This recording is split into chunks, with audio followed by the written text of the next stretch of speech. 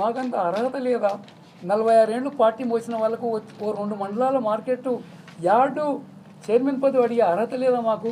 అంటే మేము పూర్తిగా పక్కన అంటే మేమేమి టిష్యూ పేపర్లాగా కనబడుతున్నామా?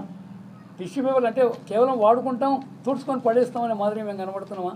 ఆ మాత్రం పార్టీ సరి చేయకపోతే మాత్రం నాయకుల మధ్య ఈరోజు చాలా ఇబ్బందులు వస్తాయి. నేను ఇన్నిసార్లు ఎమ్మెల్యే ఉన్నా, అఫీషియల్స్ ఇంత భయపడే వాళ్ళు కాదు ఒక ఎమ్మెల్యేకు, ఒక ఆర్డినరీ ఎమ్మెల్యేకు. ఇలా పోలీసులు అయితే వాళ్ళ ఇంటి కావలికారులాగా పనిచేస్తున్నారు, వాళ్ళ ఇంటి కావలికారులాగా పనిచేస్తున్నారు పోలీసులు అయితే. చాలా అధ్వానం. కేసు పెట్టామంటే పెట్టాలి, వద్దంటే వద్దు, తీసేయమంటే తీసేయాలి. ఏదో ఒక తొట్టి గ్యాంగు వెంబడి తిరిగినంత మాత్రాన మీరు గొప్ప నాయకులు అనుకోండి, బయట వాళ్ళకి ఏమీ విలువ లేదు. మొన్న పార్లమెంట్ ఎలక్షన్లోనే అది మొత్తం మన తేటి తెల్లం అయిపోయాయి. 25,000 మెజార్టీ 5,000 ఎందుకు తగ్గుతుందో చెప్పు? నేను అన్ని గ్రామాలు తిరగకపోతే మైనస్లో పోతుండే నియోజకవర్గం అనేటువంటి మాట కూడా నేను సవినిగా మనం చేస్తూ ఉన్నాను. ఎవరికైనా మంచి చేయండి, కానీ ఇలాంటి తప్పుడు శంకుస్థాపనలు, తప్పుడు ప్రారంభోత్సవాలు.